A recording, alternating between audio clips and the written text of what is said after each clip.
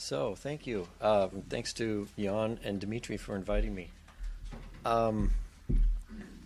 So this was kind of exciting for me because I use Perry's book in my class, and I told some of my students that I was going to be on a panel with him, and the response I got was, well, don't say anything stupid. So unfortunately, that's the only thing I can't guarantee here.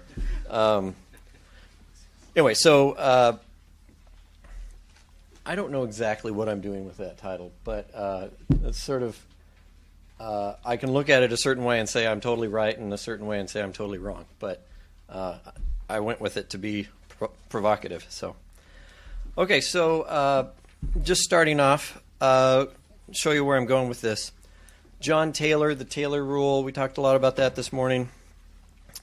In 2009, after the Fed started raising reserve balances, well, about 5 or 6 months after started to raise reserve balances, put this out in the Financial Times, and unfortunately I can't see the whole slide up here. So you can see his quote there. There's no question that this enormous increase in reserve balances will lead to inflation unless it's reversed. And so this panel is about central bank deleveraging, or that's, I guess, some of what essentially what I'm talking about.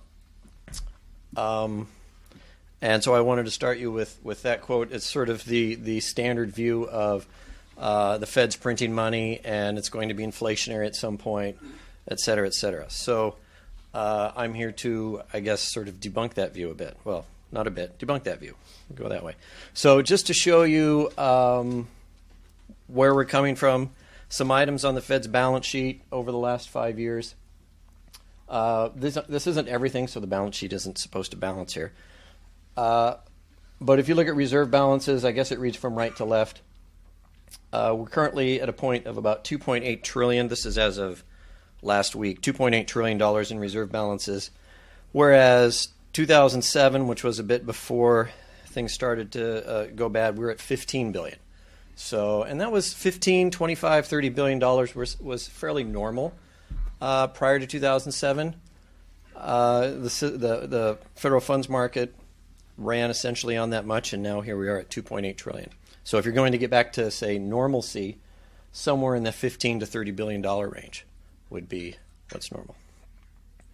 Okay, so a little bit of wonkiness, I guess, as Perry was saying. We're going to get into the weeds a little bit on this panel, perhaps. So a little bit of 101 on federal funds market and Fed's operations. So first off, if we look here, we've got the Fed's balance sheet, or sort of a representation of the Fed's balance sheet, and the bank balance sheet.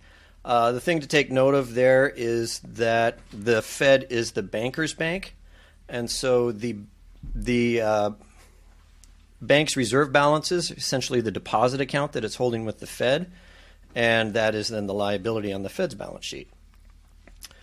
So if we then start to look across banks, what we see is all of the banks, of course, have an account at the Fed and are holding reserve balances. And the point there is individually banks can borrow and lend and get rid of reserve balances, but in the system as a whole they can't, because the entire system's level of reserve balances is on the Fed's balance sheet. And from basic double entry accounting, unless you change something on the Fed's balance sheet, you're not going to change the total quantity of reserve balances.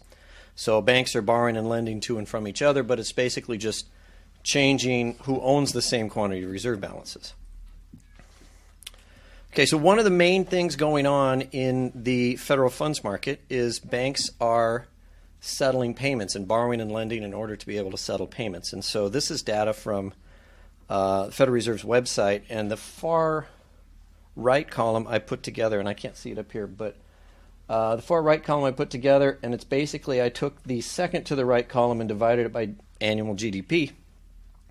And what it is, it's the percent of GDP that is settled on a daily basis on average in the federal funds market. So what you see is 20% of annual GDP is settled using reserve accounts as banks just settling payments amongst themselves. So 20% on any given day, that's the average. And so you can see 15 to 20% is essentially where we are. So if you have that many payments being settled on a daily basis, and that 15 to 20% in many cases is netting a much larger amount of payments that are being settled on private payment systems. So if you have that many payments being settled, you really can't let that get disrupted. And that's really the Fed's first goal in the federal funds market, is to make sure that the payment system is accommodated. And so as banks need more payments or need more reserve balances to settle payments, the Fed accommodates that. To do otherwise would be to threaten the payment system. As we saw, though, they generally needed 15 to 20 billion, at least overnight, in order to do that. They do generally receive intraday overdrafts, and then at the end of the day, they are supposed to get rid of those intraday overdrafts, and that's how you end up with the 15 to 20 billion by the end of the day. Okay, so if we look at that, you're trying to settle $2-3 trillion of payments a day. That's not really sensitive to the interest rates. So what banks' demand for reserve balances look like is essentially vertical, and this is what the federal funds market essentially kind of looked like before 2008. So there's a penalty rate that the Fed charges above its target rate, and the Fed just tries to accommodate the quantity that banks need at the target rate it's setting. Most of you, when you took your economics class, you learned about reserve requirements.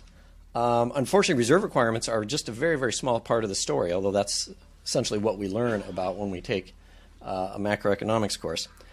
Banks are allowed to meet reserve requirements over a 2-week period, and it actually doesn't change anything. What it does is gives banks more leeway in terms of their demand for reserve balance, so it sort of flattens out the curve. So a bank might need, instead of 20 billion on any given day, they need 20 billion over 2 weeks to average that much. And so that gives them more leeway.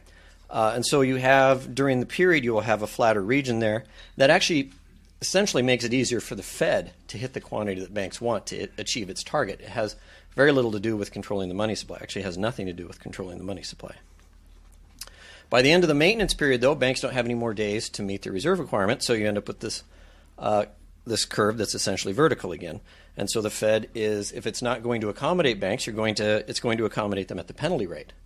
So the Fed is essentially setting a target, an interest rate target, whether it wants to or not. Okay, so summarizing, I guess, balance sheets. I can't see that on here. Federal Reserve balances exist only on the Fed's balance sheet, and the Fed has to protect the payment system intraday and overnight, and reserve requirements don't change that fact. And so the Fed is necessarily setting an interest rate target. And there's some nice research from the Fed that sort of says the same thing, so I was just going to put this up here.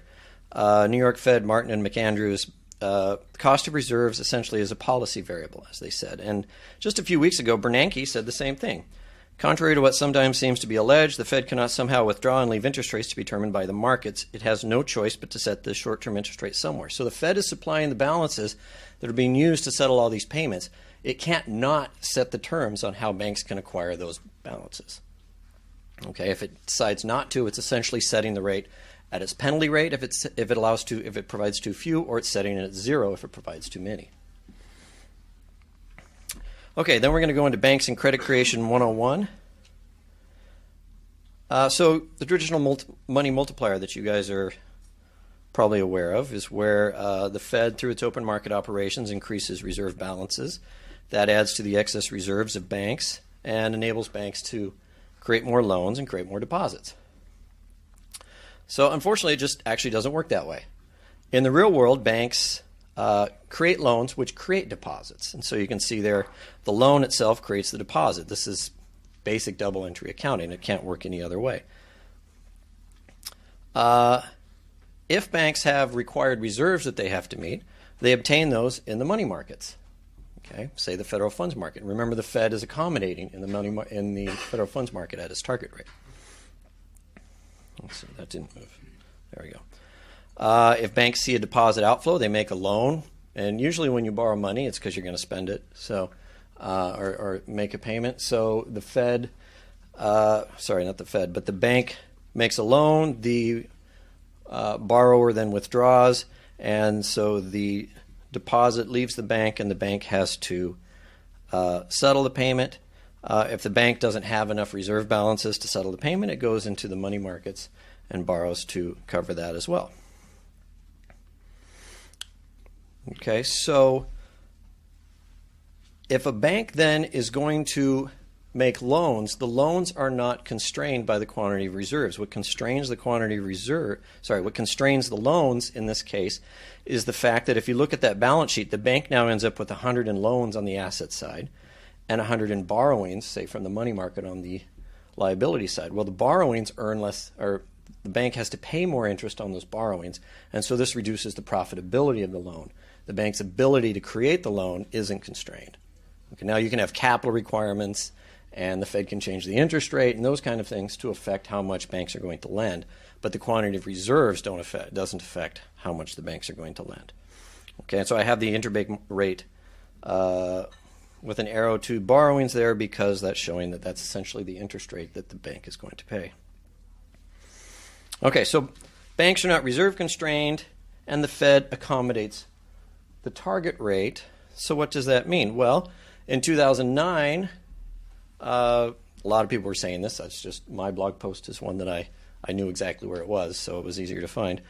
Back in 2009, a few months after John Taylor said this would create inflation, I wrote a blog post. It was actually my first blog post saying that this would not create inflation and don't worry about it. And it's because basically banks have the same ability to create loans with $800 billion in reserve balances or $2.7 billion in reserve balances as they have when there's 15 or 20 billion. And it's because loans create deposits and the Fed is setting a target rate. When you set an interest rate, that means you're accommodating that demand for reserve balances. And the Fed has to set an interest rate target. Okay, so does this mean monetarism is dead?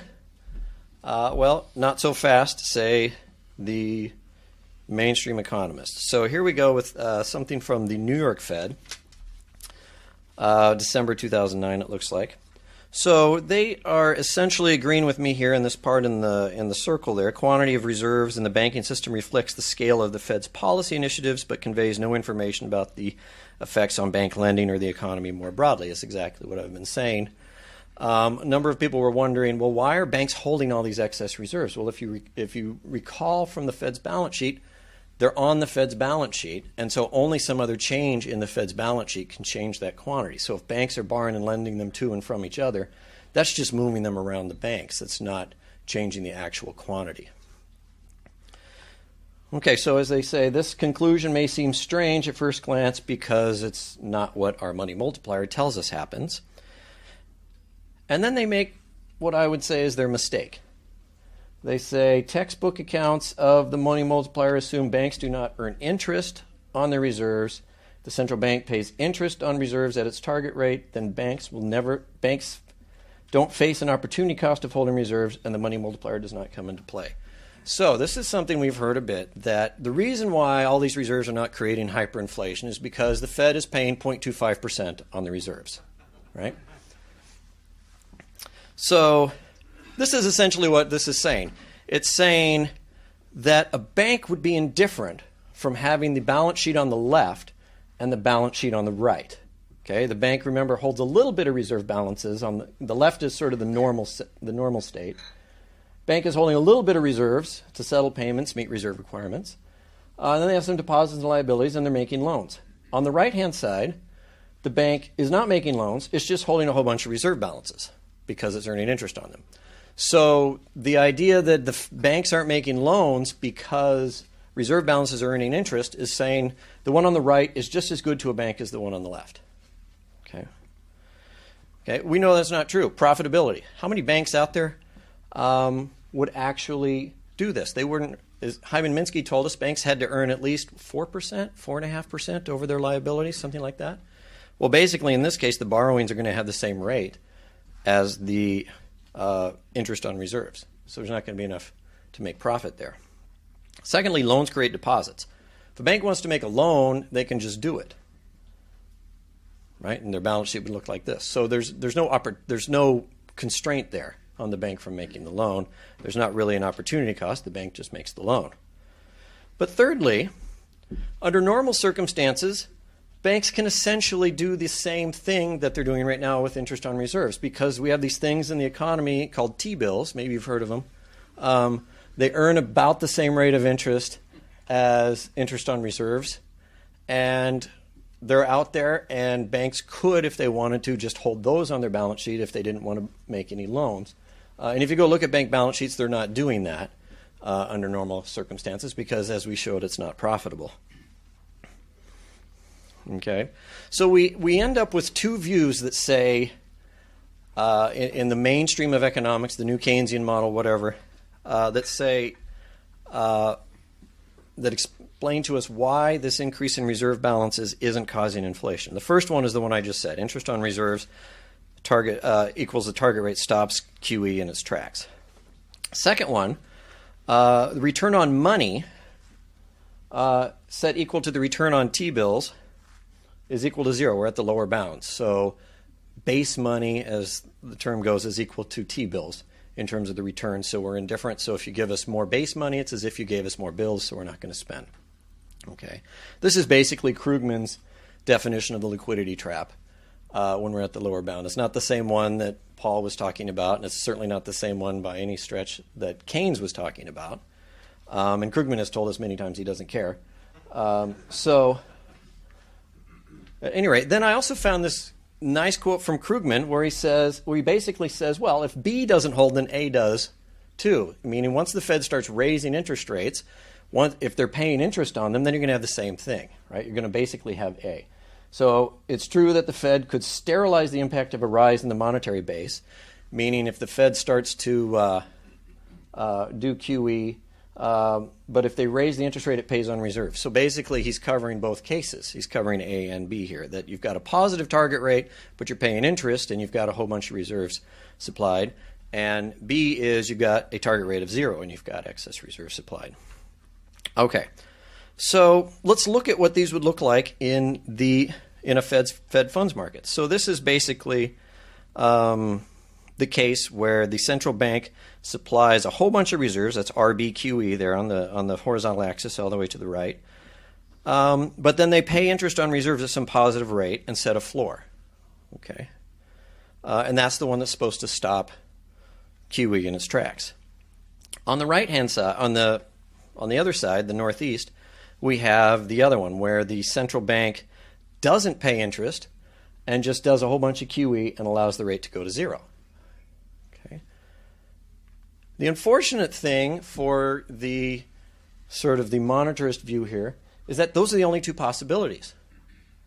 Okay, I mean, if you think about it, think about the non-Fed funds market, because when you start to get into finance, everybody sort of, their heads explode. So just think about any market. Okay, you got a demand curve and a supply curve. Now you shift the supply curve way to the right, way beyond the demand curve. What just happened? The price fell to 0, right? Unless you put in a price floor, then the price doesn't go to 0, it goes down to the price floor, right? That's sort of it, right? But notice that these are two cases that QE doesn't create inflation. But those are the only two cases that you can have with QE.